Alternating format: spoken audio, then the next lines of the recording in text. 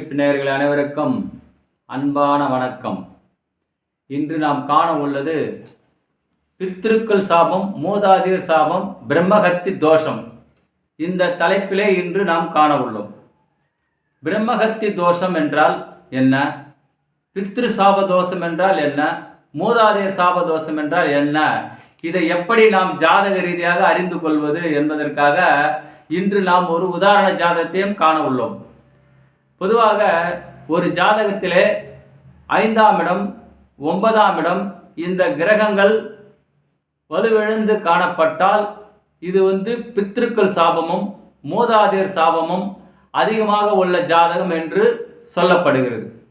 இதற்கு பரிகாரம் 1000 இருந்தாலும் நாம் எல்லோரும் கயாவில் சென்று நம் பித்ருக்கடன் காசி, அதை நிறைய பேர் காசின்றாங்க, காசி கிடையாது கயாவில் சென்று நம்ம மூதாதையர்களுக்கு பிண்டம் கொடுத்தலும், நமது பித்ரு சாபங்கள் நிவர்த்தி அடைய வேண்டும் என்று வேண்டிக் கொள்வதும், அதே போல் திரிவேணி சங்கமத்திலே நீராடி அங்கு நம்ம மூதாதையரை நினைத்து தர்ப்பணம் திதி கொடுத்தலும், காசி கங்கையிலே நமது பித்ரு கடத்திற்க அங்கு திதி கொடுத்தலும் தர்ப்பணம் செய்து இப்படி செய்தால் அந்த தோஷம் விலகும் என்பது ஒரு ஐதீகம்.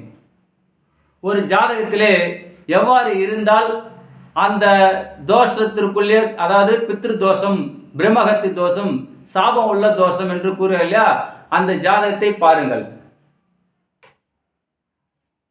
இதுதான் ஜாதகம். இது பிரம்மஹத்தி தோஷம் என்று கூறுவார்கள், பித்ரு சாபம் என்று கூறுவார்கள், மூதாதையர் சாபம் என்று கூறுவார்கள். இதில் நிறைய தோஷங்கள் உள்ள ஜாதகம் இது.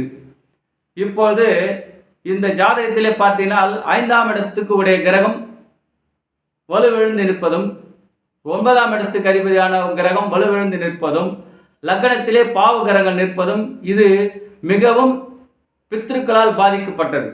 ஒருத்தர் கேட்டார், ஏங்க என் குழந்தை என்ன பண்ணிச்சு, எங்கள் அப்பா அம்மா செஞ்சதுக்கு என் குழந்தைக்கு என்ன சம்மந்தம்னு கேட்குறாரு. அதாவது பேரனை கேட்குறாரு, எங்கள் அப்பா அம்மா செய்த இது பாவன்றீங்க, என் குழந்தை என் வயிற்றில் பிறந்த குழந்தை பேரன் தானே, அதுக்கு எப்படின்னு. இப்போது தாத்தா சொத்து இருக்குது, பல நில பலம் வீடு வாசல் எல்லாம் இருக்குது, அது அந்த பேரனுக்கு சொந்தமாகுது இல்லையா.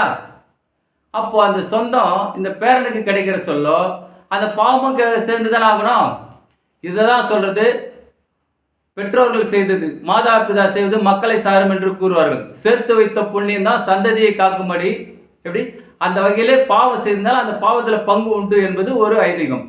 சரி, இதற்காக சரி சார் காசிக்கு போக முடியல அப்படின்னா தமிழ்நாட்டிலேயே பார்த்தோம்னா ராமேஸ்வரம், சேதுக்கரை இங்கு சென்று ராமேஸ்வரத்தில் சென்று அங்கே பிண்டம் கொடுத்தல் திதி கொடுத்தலும், அதே மாதிரி கும்பகோணத்தில் திருவிடை மருதூர் அங்கே போனீங்கன்னா பிரம்மஹத்தி தோஷமும் பித்ரு சாபமும் தீரும் என்பது ஒரு ஐதீகம் இருக்குது. அதே போல் காஞ்சிபுரத்திலேயும் நிறைய ஆலயங்கள் உண்டு. இப்போ நீங்கள் நிறைய பேர் கேள்விப்பட்டிருப்பீங்க, இரவாதீஸ்வரர் ஒரு ஆலயம் உண்டு, பிறவாவரம் என்ற ஆலயம் ஒன்று இருக்குது. அதை காஞ்சிபுரத்தில் பார்த்தீங்கன்னா இரவாவரத்துக்கும் ஒரு ஆலயம் உண்டு, பிறவாவரத்துக்கும் ஒரு ஆலயம் உண்டு, இது மாதிரி உண்டு, பல உண்டு. அதே போல் எடுத்துட்டீங்கன்னாக்கா சரி, இது இப்போ ஆலயத்தில் எல்லாம் சரி இல்லையா, இது அமாவாசையில் குறிப்பாக ஆடி அமாவாசை, அடுத்து வரப்போகிற ஆவணி அமாவாசை, அடுத்து வரப்போகிற மாலைபட்சம் புரட்டாசி அமாவாசை. இந்த அமாவாசையில் மாரியம்மன் கோயில், அதாவது அம்மன் கோயிலெல்லாம் மாரியம்மன், பத்திரகாளி அம்மன், காளி, இப்போ இது மாதிரி அந்த மாதிரி இருக்கலாம் உக்கரமான அம்மன்ல அந்த ஆலயத்தில் சென்று பச்சரிசி மாவிளக்கு ஏற்றி அம்பாளுக்கு எலுமிச்சப்பழம் சாத்தி அங்கே நீங்கள் ஆத்மாத்மா வேண்டிக்கணும். என்னென்ன இந்த பிரம்மஹத்தி தோஷம் நிவர்த்தி ஆகணும் என்பதற்காக அந்த ஆலயத்திலே வேண்டிக் கொள்ளலாம். அதே சமயம் பிரம்மஹத்தி தோஷத்தை விட்டு வெளியில் வர்றதற்கு சில தானம்லாம் இருக்குது, யவன தானம் என்று கூறுவார்கள். அதே மாதிரி யவனம், பச்சரிசி, சர்க்கரை, வெள்ளை மொச்சை, வெள்ளக்கடலை வைத்து இது தானமாக கொடுக்கலாம். யாருக்கு இயலாதவர்களுக்கு, முடியாதவங்களுக்கு இதை தானமாக கொடுக்கலாம். அதே மாதிரி பசுமாட்டுக்கு உணவு கொடுத்தல், உணவுனா பச்சரிசி, வெல்லம், வாழைப்பழம், வாழைக்காய், இது மாதிரி கொடுத்தனா சாப தோஷங்கள் நிவர்த்தி ஆகுதும்.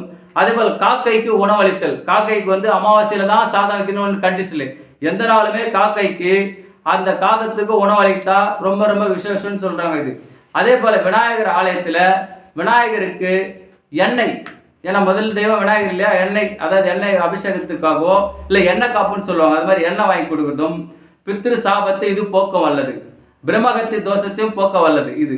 அதே மாதிரி சிவாலயத்தில் விபூதி வாங்கி கொடுக்கணும். சிவாலயத்துக்கு விபூதி வாங்கி கொடுத்தீங்கன்னா பாவங்கள் அனைத்தும் நீக்கும் என்பது ஒரு விசேஷம். திருவிடை மருதூரிலே ஒரு வாசல் வழியா சென்று இன்னொரு வாசல் வழியா வெளியில வந்துடும். இது ஒன்று ரொம்ப விசேஷம். அடுத்து திருப்பட்டூர் பிரம்மாவின் ஆலயம், பிரம்மதேவருக்கு அங்கே ஒரு ஆலயம் இருக்குது. அங்கே போயிட்டு பிரம்மதேவர் வழிபட்டால் அந்த பிரம்மகத்து தோஷம் நிவர்த்தி ஆகும் என்பது ஒரு விசேஷம். அதே போல் அம்மன் ஆலயத்தில் மஞ்சள் குங்குமம் வாங்கி தந்து ரொம்ப விசேஷம். இதெல்லாம் வந்து மஞ்சள் குங்குமம் கொடுக்குறது சுமங்கலிக்கு தானம் கொடுத்த பலன் என்று கூறுவது அம்பாள் சன்னியில் கொடுத்து. முருகர் ஆலயத்திலே பச்சை அரிசி, வெல்லம், முந்திரி, ஏலக்காய் வாங்கி கொடுத்தால் இதுவும் நம்ம பாவங்கள், மூதாதிர் பாவங்களும் பித்ரு சாபங்களும் நிவர்த்தி ஆகும். அடுத்து பிரம்மகத்தி தோஷத்துக்கு மிக முக்கியமான பித்ரு சாபத்துக்கு ஏன்னா நரசிம்மர் பிரகலாதனுக்காகவே அவதரித்தார். அப்போ பிரகலாதன் யாருக்காக? அவங்க தந்தையை கொல்றதுக்காக. பாருங்க, இந்த தத்துவம் பிரம்மதேவரின் படைப்பில் இல்லாத ஒரு படைப்பு. அந்த பிரம்மதேவர் படைப்புனா மனிதனா மனித உருவு, பழனா பழம், சிங்கம்னா சிங்கம். ஆனால் இந்த நரசிம்மதாரை பார்த்தீங்கன்னா சிங்க முகம், பூத உடல், புலி நகம். அதை எதுக்காக? பிரகலாதனோட தந்தையை கொல்றதுக்காக நரசிம்மதார் எடுக்கிறார். அப்போ நரசிம்ம அவதாரன்றதுன்னா நரசிம்மர் ஆலயத்தில் சென்று பானகம் தானம் கொடுக்கணும். இது என்னைக்கு? அமாவாசை, பௌர்ணமி, சனிக்கிழமை, சுவாதி நட்சத்திரம், ஞாயிற்றுக்கிழமை. இந்த நாளில் கொடுத்தா பிரம்மகத்தி தோஷம், பாவங்கள், செய்வினை, மூதாதிர் சாபம்லாம் தீர்மானம் தெரியும். ஏன்னா பிரகலாதனுக்காகவே வந்தவர் அவதரிச்சவர் யாரு? நரசிம்மதாரம். யாரை கொள்றாரு? நரசிம்மதார் எடுத்து இரண்ய கசுபை கொள்றார். ஆக இதனோட தத்துவம் பார்த்தீங்கன்னா அந்த பாவத்தை சாந்தி பண்றார். யாரு? நரசிம்மதாரத்தால ஓம் நமோ நாராயணான்னு சொல்லி கொடுக்குறாங்க. இது மாதிரி செய்தினா இந்த பிரம்மகத்தி தோஷம் நீங்கும். 3 அமாவாசைக்கு தொடர்ந்து கொடுக்கல செய்த அம்மன் கோயிலையும் சரி, நரசிம்மர் ஆலயத்திலும் சரி, சிவாலயத்திலும் சரி இதை செய்து வருங்க. திருவிடை மருதூர் தமிழ்நாட்டில் இருக்குது, கும்பகோணம், ராமேஸ்வரம், திருப்பட்டூர் பிரம்மாவின் ஆலயம், சேதுக்கரை, இது மாதிரி ஆலயத்தில் சென்று நீங்கள் செய்து, காஞ்சிபுரத்திலையும் இரவாதீஸ்வரர் வரம் உள்ளவர், பிரபாவரம் 2 சிவாலயங்கள் இருக்குது. அந்த ஆலயம் சென்று வேண்டினா இந்த பிரம்மகத்தி தோஷம், பித்ரு சாப தோஷம் நிவர்த்தி ஆகுன்றது ரொம்ப கண்கூட கண்ட உண்மை. இதை மாதிரி இருக்கிறவங்க செய்தினா ரொம்ப விசேஷமா இருக்கும். அனைத்து தோஷங்களை நீக்கக்கூடியவர் நரசிம்மரிடத்தில் நாளை என்பதே இல்லை என்று கூறுவார்கள். யூடியூப் நேயர்களே, அடுத்த வீடியோவில் சந்திக்கிறோம். நன்றி, வணக்கம்.